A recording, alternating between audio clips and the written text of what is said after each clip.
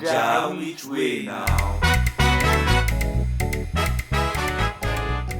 Welcome to my Better Niger podcast, a podcast from Rescue Nigeria that discusses civil, social, economic, and political issues relevant to Nigerians. Sit idly for hours due to power outage.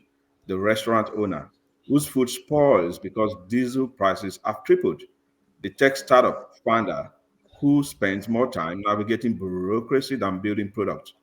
These are Nigerian errors, the backbone of an economy that should be thriving but is barely surviving. The challenges are everywhere.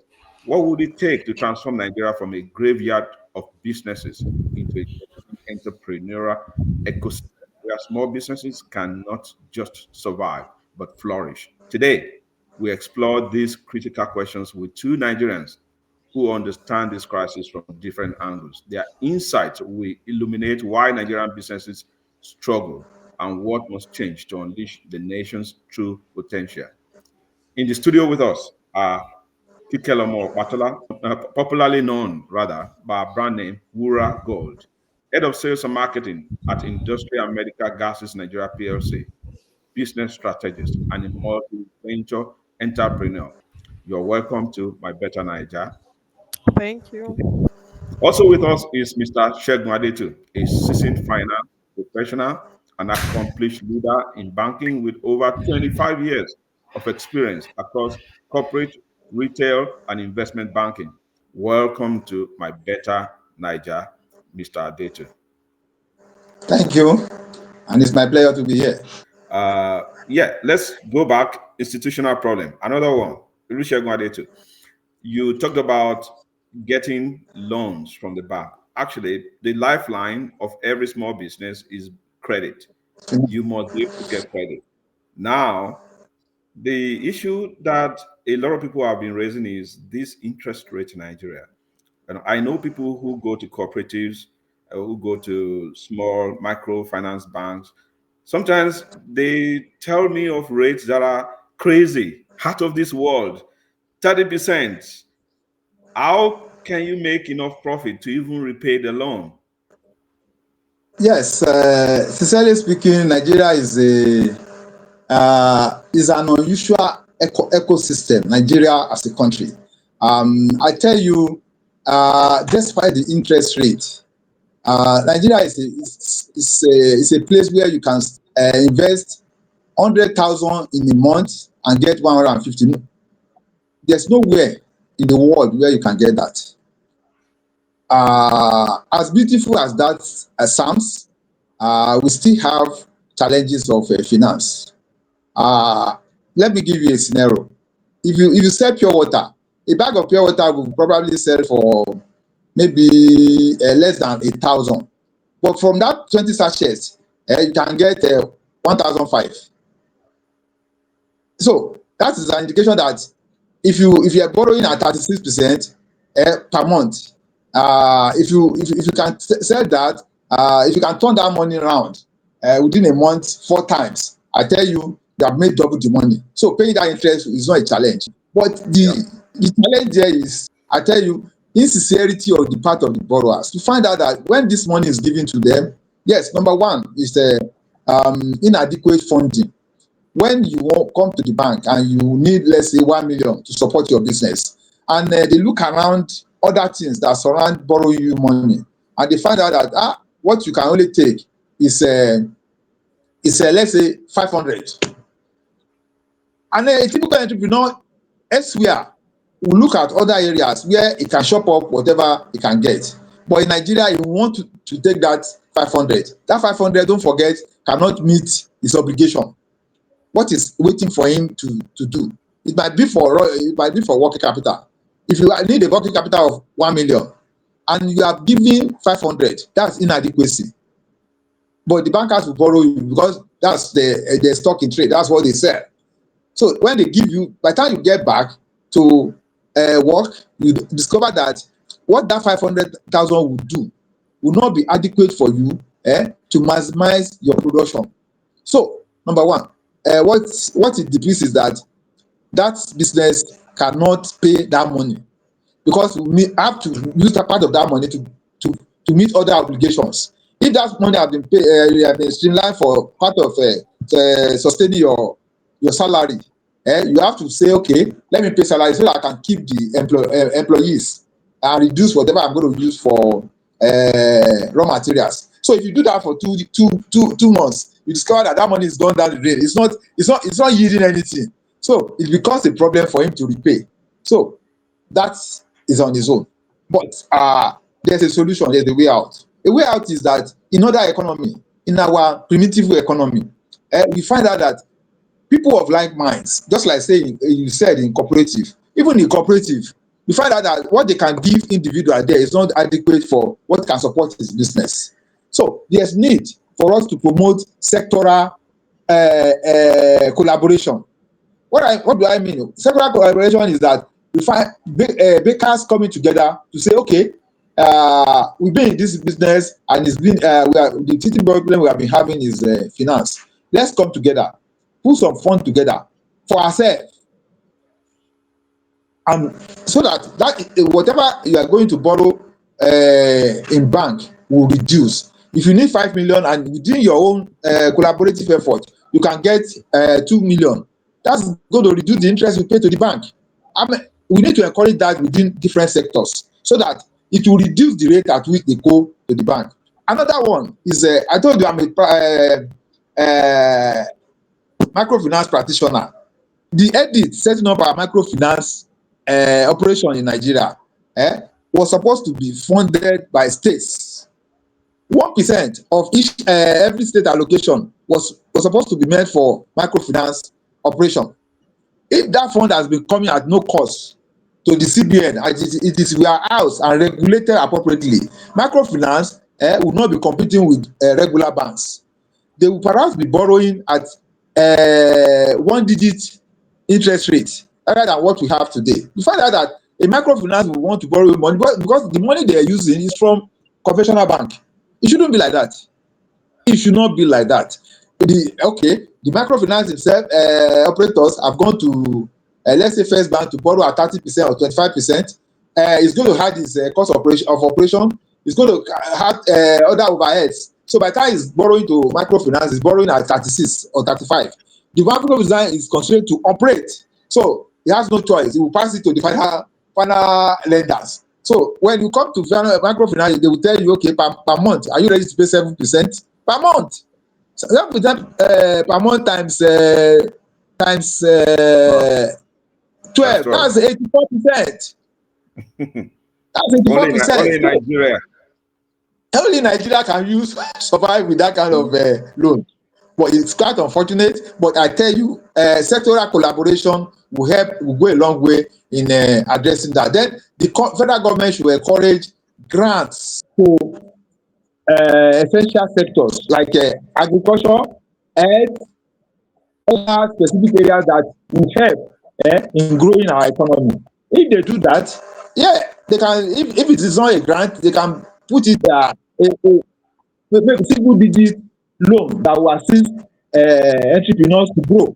So if you attain a particular height, they can say, okay, now you have attained this height, you can go to other areas. But for them, for the formulation stage, once you have the records in place, you should be able to attract government funds. That way, we'll be ready. That is being practiced in other countries, in other African countries. If you go to Rwanda is a very good example. In Rwanda, the ecosystem, the government support businesses. Once you are able to do the ease of registering business there is very easy. You can register your business within 30 minutes. Once you have the required documents, it's done in there. I know in Kenya, something like that is being developed. Ghana, too, sometimes they go exploit it before things went down. So, Nigeria, there's nothing stopping us from exploring such financial support for our entrepreneurs. Thank you. Thank you very much. That's loaded. And you actually began to touch on some of the solutions, which is okay. And that's going to be actually how we're going to begin the move towards the conclusion of this program. You've touched on various systemic challenges, systemic failures. You especially talked about if the microfinance company borrows from a traditional bank at 30%, then what rate are they going to give to the small business? So the loan itself kind of looks like predatory loan, very difficult to pay back. Then you have a high rate of default. Then it has this multiplier effect. It was just like moving in circles. Loans given, loans not paid back, more difficulty with readiness. There are bars being raised all the time, and everybody kind of suffers. But we know that in almost every country in the world, the engine is always the small businesses because that's where people are. Most people, there is nobody who does not have somebody in his family who is doing small business. A lot of our parents were small business owners, our uncles, our aunts, our brothers, our sisters, they do small business. So this problem is really at the heart of the Nigerian economy. This is one that affects everybody else. If we don't solve this, Nigeria, what it means is that Nigeria is always going to be struggling with having a stable economy that has an impact on every home because in every home somebody else knows somebody who's doing small business. So that is great. Let's begin to. I was hoping we could touch on the tax laws, but we're running out of time. Uh, but in your answers to the solutions, if there is any way you can bring this area of the new tax law that is going to become active in the next 2 months, how that's going to have an impact on small businesses, please feel free to inject that. Looking at solutions forward, in your view, to make a better Nigeria for small businesses, what are the changes, the specific changes? At least give us three changes that are necessary for businesses to thrive, small businesses, small and medium businesses to thrive in Nigeria. I start with you, Kikelamo Matola. Okay, thank you very much, sir. That was insightful. Miss the other keynote speaker. Yeah, I think the first thing is sensitization. We have this thing coming up, and we are not doing enough sensitization. How well do people understand what the new tax law is going to be? It's not about writing things online and people going online to just read up things. It's about doing proper sensitization to the community, collaborating with people that are ready to speak to the audience in the language they will understand. Is it the Yalatas or the people that are on the locators that will understand tax? We need to come down to their level and let them see the reason for these things. If we make everybody see the reasons why tax is a must and we break it down, and we can also pull out the benefits. So the first thing is to sensitize people, because even most of us that on that executive cadre are yet to even understand it. So people in that space should come out, the professionals should come out to sensitize people rightly on what the tax is in Nigeria. If not, we will miss it if we don't start from sensitization. And it's not about during COVID, we did a bit of sensitization for a while, we stopped. But people were aware because of the consistency in support of the global support, putting up there that use of PPEs, use your masks, use everything. But now we should have small, small things that will indicate that pay your tax. The reason why you should pay your tax in different languages that people will understand. We have different tribes in Nigeria and everybody is doing businesses. Do we want them to go back to hiding their money at home? And we call in for, we say we are going cashless, we should put money in the bank. So we need to start from sensitization. If we don't sensitize the people, the community rightly, we will get it wrong. And this community, the environment will scream back at the government and there will be a ripple effect. Thank you. Thank you very much. We heard you very loud and clear. For you, it's all about public enlightenment, public communications, ensuring that people really understand what's going on, what their own roles are in creating a better society. Over to you, Olusegun Adetu. How does it look like for you? What must be done to make it Nigerian Yeah, businesses? we need to do what we call massive capacity building. Capacity building for our entrepreneurs. A lot of them are not even aware of their role. Yeah, you put factors of production together to be able to get a product out that will add value to the community that can command pricing, patronage. But a lot of capacity building needs to be done. Yes, you cannot attract the best of the skilled labor in the market, but there should be a way for you to attract people who will be sincere with you. Then if they have stayed with you for a long time, you can imagine somebody working with an entrepreneur for 10 years. There should be a provision to make him perhaps a partner, so that whatever capacity you have done on him is not wasted over time. You should be able to engage such person. Maybe you give him, let's say, 1% of whatever you are doing, even if it is 0.5, to get loyalty. Once you get loyalty, he will work. He will work like an owner in that business, and that in itself will allow you to keep some percentage of your employees as yours. But the labor turnover is affecting them, so but they don't know how to convert them to loyal customers. If you work in with an entrepreneur for 30 years in Nigeria, you're still an employee. They don't want to care about what you become after that. No, it shouldn't be like that. In other lineage, you discover that people like that abuse. Some of them invariably become MD of that business. That it has not taken it away from you as an entrepreneur. Now, they should be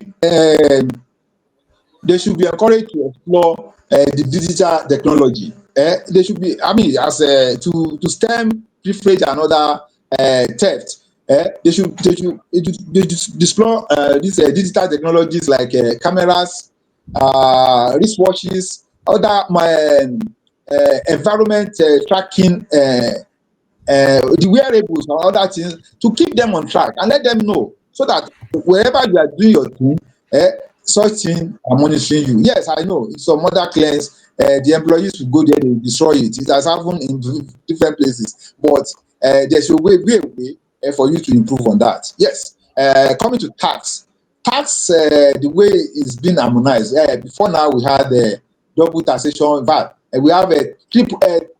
How do I address it? 10 way. Multiple, just multiple. Multiple, yeah, multiple taxation. That's the exact thing. You see, it's unfortunate. The tiers of government, in order for them to generate revenue, they made a lot of mistakes. Some of them don't even refer to the constitution that established that particular tier of government. So they just think they can impose money anyhow to raise funds. But unfortunately for them, these days people are enlightened. People are taking them to court. You remember FRC, this road safety. I could remember road safety. They were driving back to the express because they don't have local. They are not expected to be within the state. There was a case in court that nullified them from being within the state. They have to be on the express. So there are cases like that. So now that the government is coming out to harmonize our taxation, I think it's going to go a long way. But like Ike almost said, there should be a lot of sensitization on the part of the entrepreneurs. Some of them are not even used to paying tax at all. They are not used to. Then government need to do a lot of dispense a lot of strategy to capture who are our entrepreneurs. Because you see a woman producing ogi at the back of her yard. She's an entrepreneur. She probably making she has employed about 10 or 20 of other people who are representing her here and there. But the government is not tracking that. So if tomorrow she has an account and that account is being tracked for taxation, she will be surprised. So a lot of sensitization has to be done. There's no hidden place. Even if you're using OPay, you're going to be tracked. So that one, a lot of enlightenment needs to be done so that people don't go and say, no, it shouldn't be like that. It shouldn't be like that. People have to be sensitized. Yeah, what the government has done now is a beautiful one. For people that know what it is, they done a lot of exemption to really grow our to encourage people to go into small scale production. If you're doing less than 50 million, you're not expected to pay tax. That one will go a long way. But if you don't manage yourself very well, you'll be looking at 50 million, but the kind of account you are operating may make you to pay more than that. Because if you are if you are operating let's say an entrepreneurship, that's a sole traders business, you'll be compelled to pay personal tax because that business and you, they are the same thing. So if you are running that, you are thinking that you are going to run away from paying tax, is a lie. You need to convert that now. If you are running an enterprise, a venture,